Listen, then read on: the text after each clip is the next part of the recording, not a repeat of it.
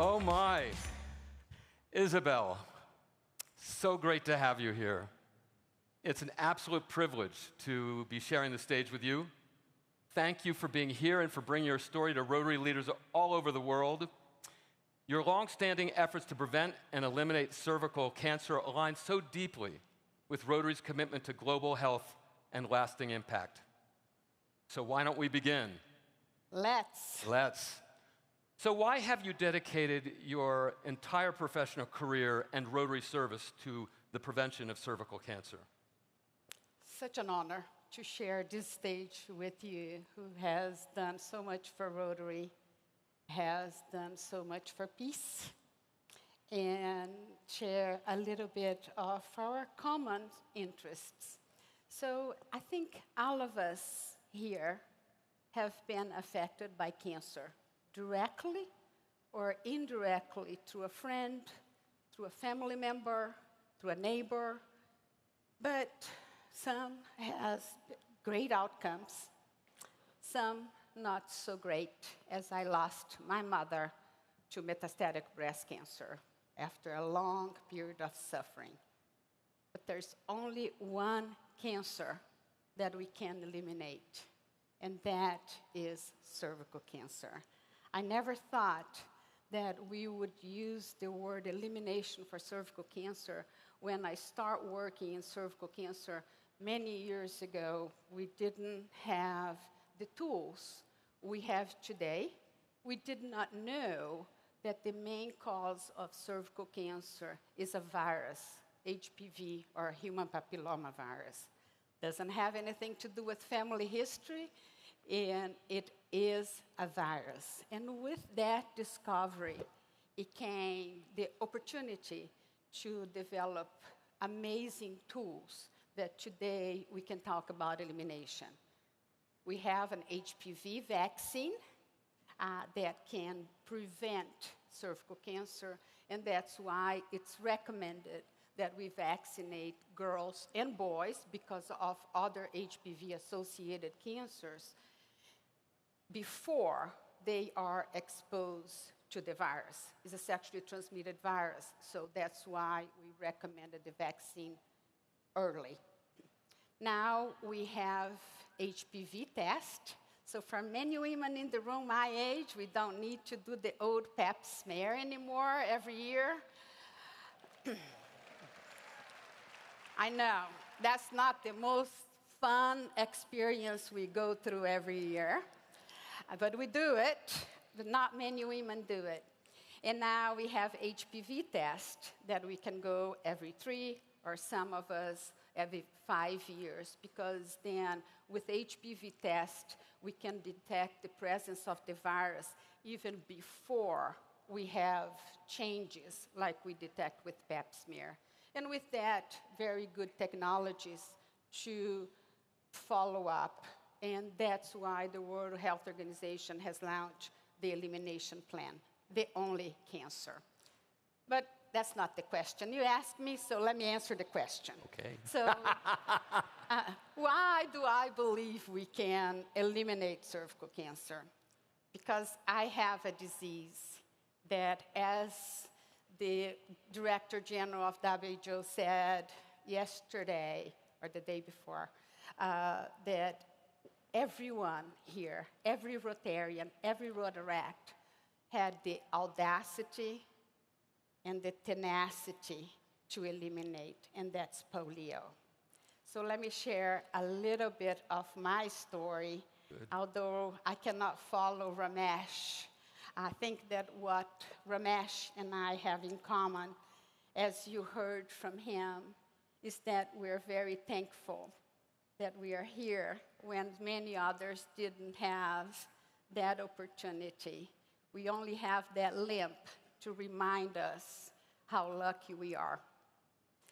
I was 8 months old. I grew up in Brazil. So although this is not an Alabama accent, it's a real southern accent, southern Brazil.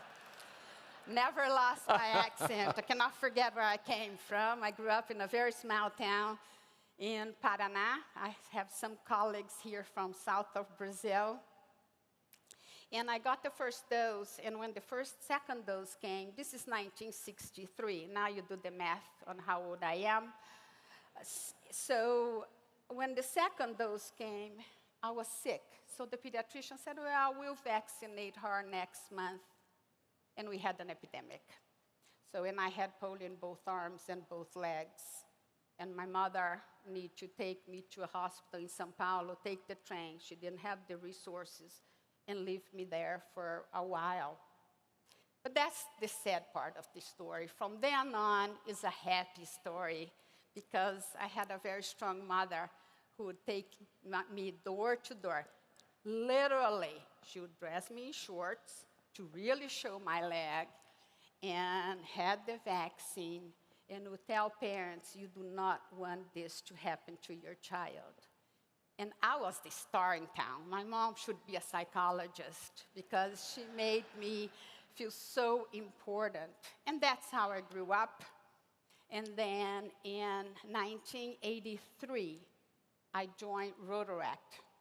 And then, of course, 85, we made the commitment to eliminate polio, eradicate in this case.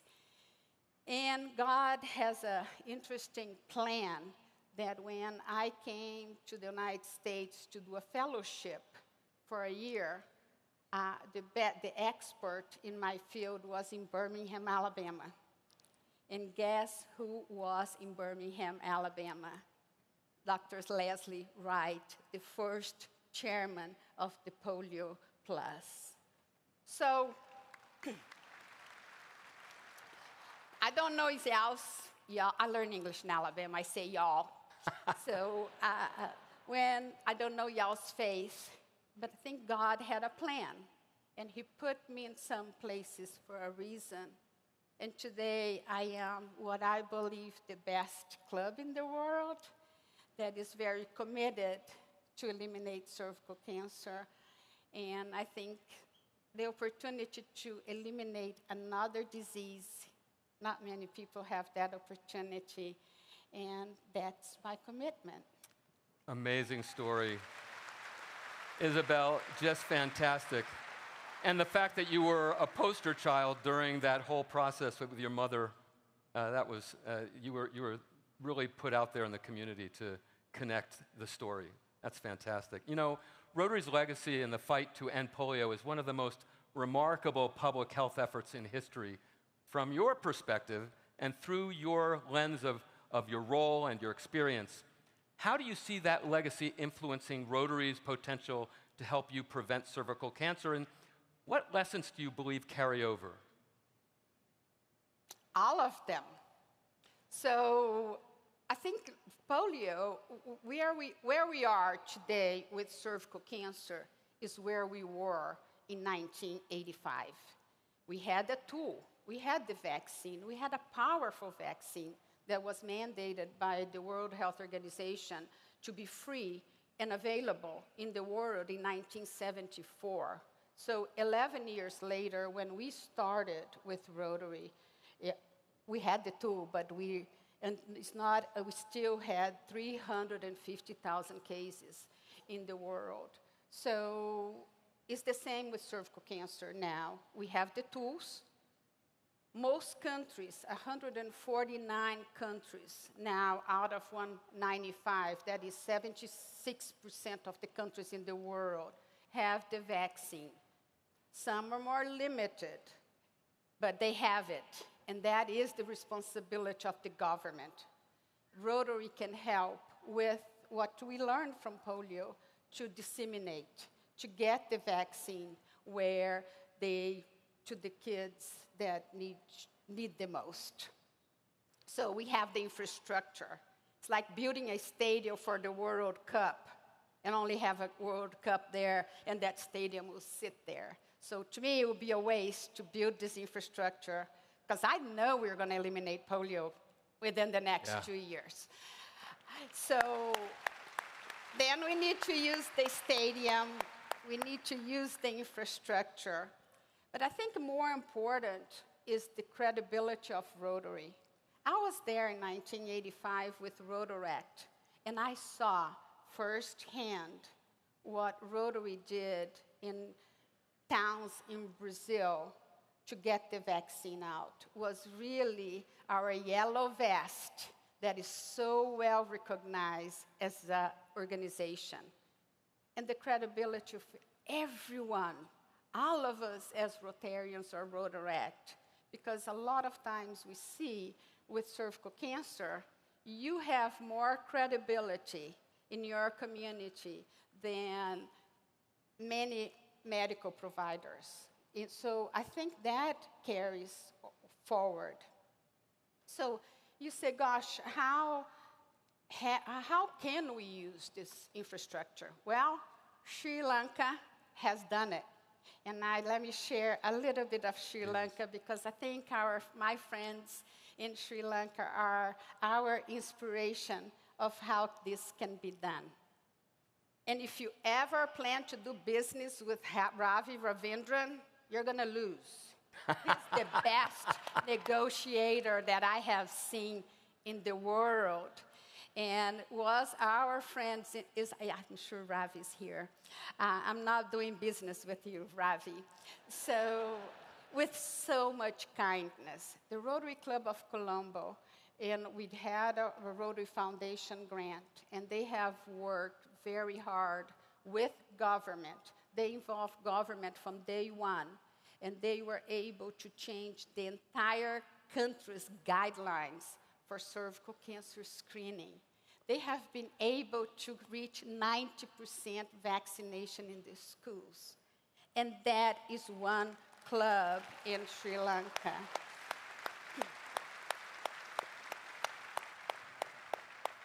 And I think the lesson that I learned most with my friends in Sri Lanka, they're paying me $5 to say that, is the kindness. Was tough negotiations. I mean, having a government to change guidelines, negotiate prices for the reagents, those are tough negotiations with so much kindness. And so we're already there. We already have a country that started.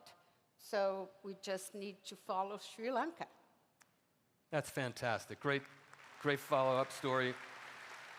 And you're right, Ravi has done a great job. I understand what you're saying, and that leads us to the next question I have for you. Our foundation programs at the district level don't often begin with a vision for long-term scalability in mind. From your perspective, what is the value of starting small and scaling up versus launching a large program from the outset?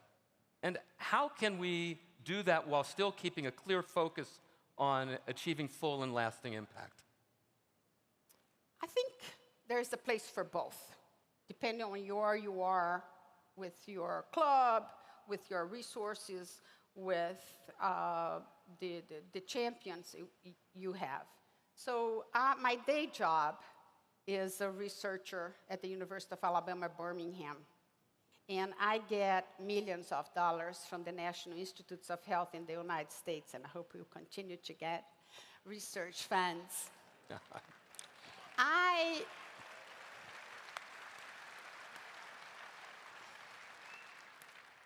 NIH will not give me money to do a large-scale project if I didn't show feasibility. So, because it's an investment, first we need to show that works. Right. And then we can scale up. You cannot scale something that you do not have the evidence. So, and the evidence or the feasibility may not be me. Somebody in India or somebody in Ecuador probably has done that research, has shown feasibility, and all I need to do is make some adaptations to do it in Alabama or vice versa. So I think that's where we can do small and we can do big. And I'll make an analogy again to Sri Lanka. Sri Lanka, we got the grant, and we're able to really build the infrastructure there, and now the government, takes responsibility. But I want to bring everybody back to my home state of Alabama. we were working in Sri Lanka, and I came to my club and I said, I feel like an imposter, you know, and here's your bracelet you gave me. It says, leading by example.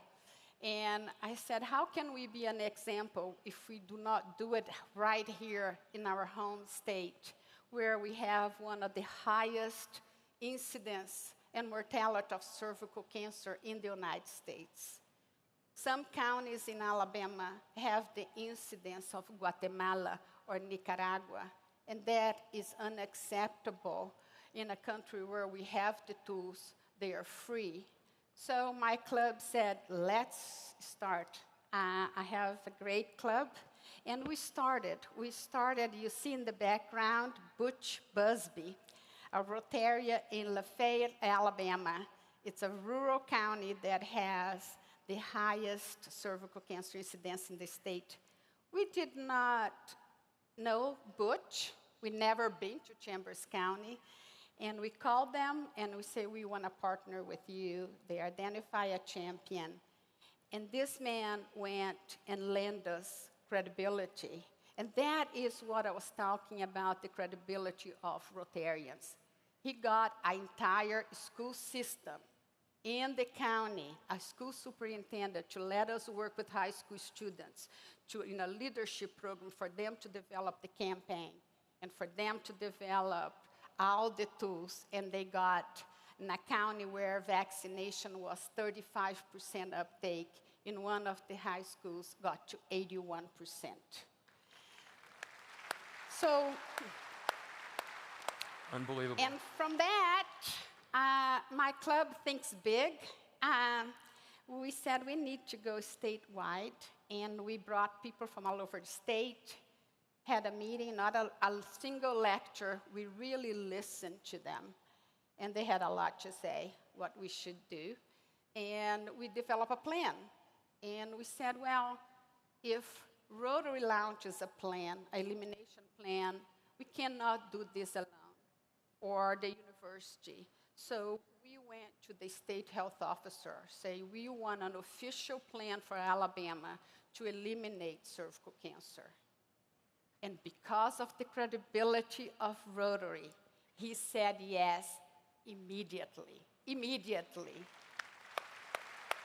And so a lot of times we don't know if we don't ask. We need to be bold. And no is just the starting point for a conversation. So you keep going. I was prepared for the no. I had a whole list of arguments that I didn't even need to use them.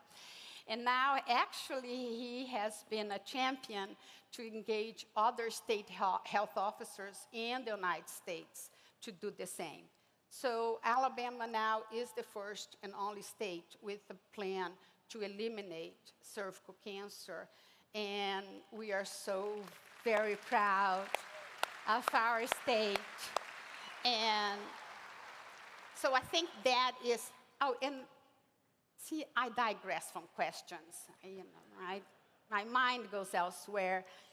The small scale, large scale. We did this with not any money, really, real money on the table. I don't think my club, we started this 3 years ago, I don't think we have spent $10,000. Because what we did, we engaged partners, like we did with polio. We engaged the government, the state of Alabama, the State Department, the Health Department has been an amazing effort. We cannot do without them. We engage schools, we engage businesses. And so we really, you don't think about money. You can do with money, or you can do without money, relying on partners. So that's the small scale, big scale. It's just, we need to get started. That's right. That's excellent. Oh, and you know, the audacious focus you had, the commitment with your club, and I think you told me yesterday that you have a club that's 600 plus people, 600 plus. But it took that club as a single unit to stand behind you and move forward, and I think that that's magnificent. We have 600 strong members. Lafayette had 20. and they got vaccination to over 80%. So it's not the size of the club, it's the dedication of Rotary. It's the commitment, yeah, Yes. absolutely. Isabel, you are fantastic. Here's my final question for you. We are in front of thousands of Rotarians and Rotary leaders from around the world in this wonderful site. What would you like us to take back to our districts and our clubs? What is your call to action? Get started.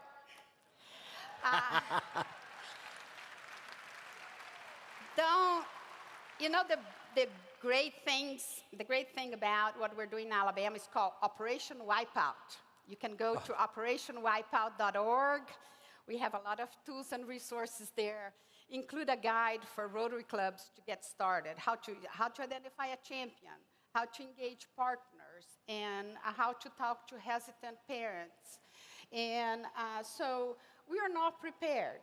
I'll be honest with you. When we started Operation Wipeout in Alabama, we had a great idea, and we didn't have a website, we didn't have the resources, and people would start coming, and I was like, oh my gosh. It's like when you have a party and you only prepare sandwiches for 20 people and you have 200. But the good thing about that is that if the 200 show up, then you send them to the kitchen to make more sandwiches, so they own the party. So I think that is, don't be afraid to get started. We can eliminate a cancer. The other, I think, don't rely, you need to identify a champion, but this is not the effort of one person. This is an effort of a club, of engaging others. I am here just talking about Operation Wipeout, but it's an effort of my club and District 6860 that I have behind me, because any one of them could be doing what I am doing right now. Because if something happens, you'd have a whole club ahead of you. And I'll tell you, this is going to be one of the most rewarding experiences in your life. And I want to end with polio, because many young people haven't seen polio.